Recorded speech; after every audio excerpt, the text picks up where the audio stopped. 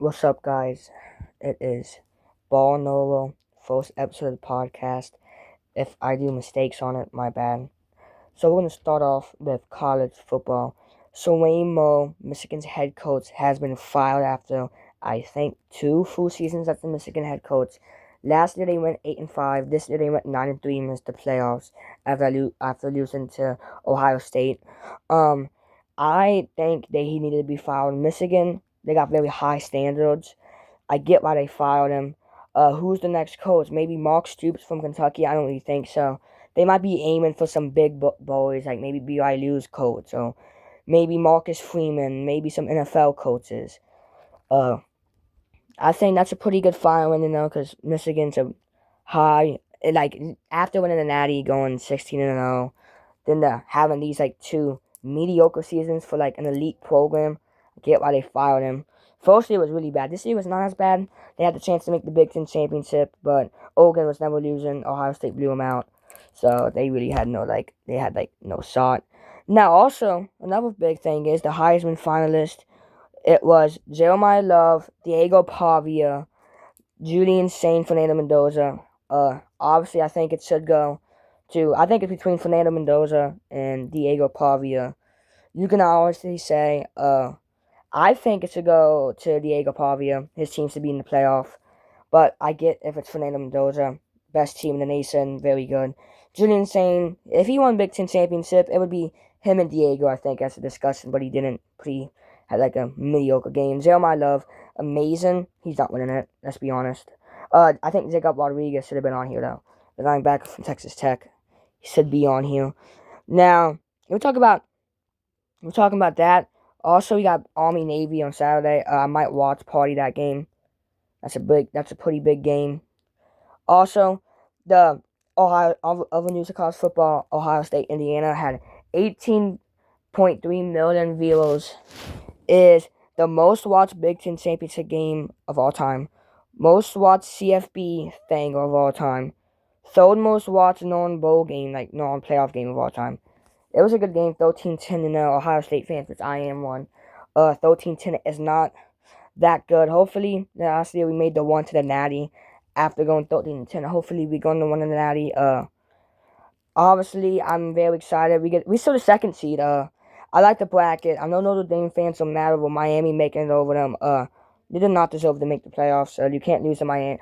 You can't. They're too hard to schedule opponents, and you lose to them, and then you have a cakewalk. You can't expect to get in there. Miami deserved it. I think Vandy should have made it over Miami, and they had better wins. They lose to a good Bama and a good Texas. Texas, they did not deserve to make the playoffs. You can't lose 3 games and then lose to Florida. I think making it in is gonna be happening. It's just not happening. That's college football, pretty much news. My prediction from Army Navy will be on Friday because I'm doing an episode on Tuesday. I know it's Wednesday. Tuesday, Friday, and Sunday after like football. Now, let's get into MLB. The breaking news today is Peter Alonso signing a 5-year, $155 million deals, I think, to go to the Baltimore Orioles after having a very disappointing year last year with one of the worst teams. Traded, I think, some people at the trade deadline. Mets, this is a worst nightmare right now, man. You are just going through it these past couple of days. I think this is a good signing for Baltimore. This guy is going to probably hit 35 plus homers every year. One of the best first basemen, top 5 first baseman, elite. Does this make Baltimore a title contender? I don't think. Because no pitching. They need to focus on the pitching. But that's very good. No lineup with him. What's no lineup with him? Okay, no lineup with him. Let me go on the lineup thing. Okay, Jackson Holiday is going to be at the second base. Jordan Westburg is going to be at the third base. Gunnar Henderson, shortstop, had a down year kind of, still was good. Peter Alonso at the first. Adley Watson as the catcher was very disappointing last year. Taylor Ward at the left field. Dylan Beeves, sorry if I got that wrong, got the right field. Colton Cowslow, sorry, at center field, and then Slamlo Basilo at the DH. That's like a pretty good lineup. I just feel like we need pitching right there. Jackson Holiday, hopefully he takes a big leap. Gunnar Henderson, hopefully he takes that MVP leap. Pete Alonso, if Lewis hit 35 home runs, they're pretty much fine. And then Adley Rutschman stopped being disappointing. Taylor Ward might get you over 25 homers. That's pretty big news. Also, Edwin Diaz signed with the Dodgers. Yeah, no biggest need last year was bullpen. Very bad bullpen. They had a mid bullpen. Then they go get one of the best closers, reliever of the year, Edwin Diaz. Mets, stop being cheap. Yeah, obviously, you have Don Soto and all, but I think the Mets right now are pretty bad. And they didn't even sign Dylan Cease. He went to the Blue Jays, I think. They didn't even sign, I think, a top 3 pitcher on the market. I think Ranger Suarez from the Phillies is still on the market. And I am a Cincinnati Reds fan. This next news crushed me. Kyle Schwarber, we signed with the Phillies 5 years, $150 million deal. This is very sad. He was obviously favored of the Reds, but the Reds only offered him $125 million. He went back to Philly for MVP, runner-up. This guy's going to get you at least 40 home runs a year. Phillies, you're still a title contender. No, Philly, you were a playoff choker, to say the least. Next news, Gregory Soto, another New York Met, a 1-year deal with Pittsburgh. Pittsburgh, they're actually signing someone decent. He might get to a 330 EOA type of pitcher. I like to sign him for Pittsburgh. But that's pretty much MLB. I think I'm trying to think of any big sign. Is there any more big signings? There's a couple trades, but that's pretty much it. Now let's hop in to the NFL. Oh, we got big news. I really wanted to talk about this. Philip Rivers is now a Indianapolis Colts 44. Does this man thinks he's Tom Brady? They signed him to his practice squad. Philip Rivers is probably going to start for the Colts. This is going to fail miserably for Colts fans. I hate Philip Rivers signing with the Colts. I think their title window is over. I don't think they're contenders.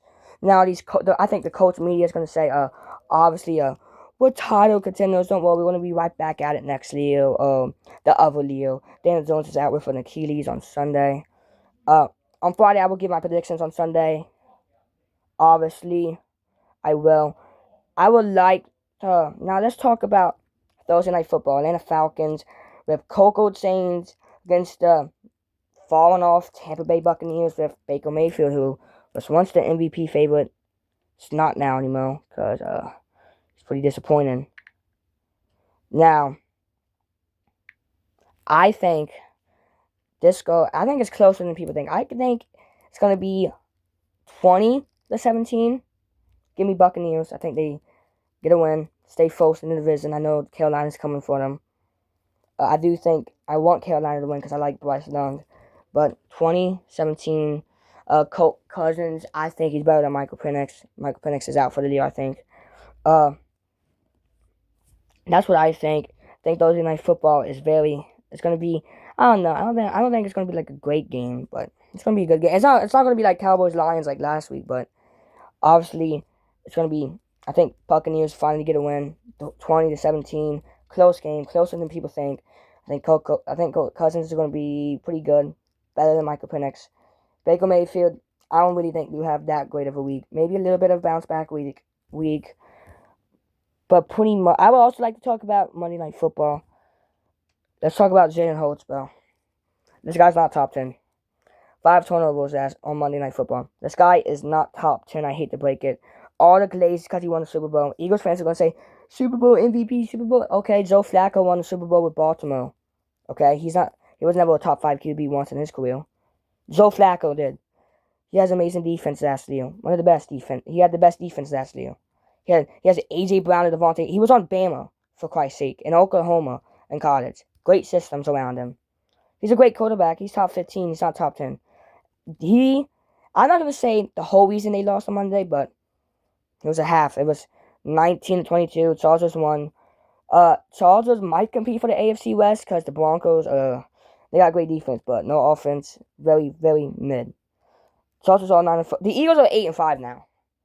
They're going to win the division still. I don't know, maybe the Cowboys, but very disappointing. Like at least the Chiefs last year went 15-2, but they got so lucky. They got so bad last year. Now, I think that's it for football so far. 2017, I think Baker goes about like 230 passing yards. I think he goes for 1 touchdown, 1 pick. Correct me if I'm wrong, if that happens. And I think Colt Cousins, he goes for about 250 yards. I think 2 picks and a touchdown. So not that good. Kind of bad. Now, let's get into NBA. I'm filming this right before the NBA Cup games, the quarterfinals, with the Suns, Thunder, Lakers, Bulls. I'm gonna give my predictions. I'm not gonna talk too much about that. I'm not gonna give my predictions, but I only want to talk about like 2 things on NBA. I want to talk about Derek Queen. This kid is a demon. This kid's a demon.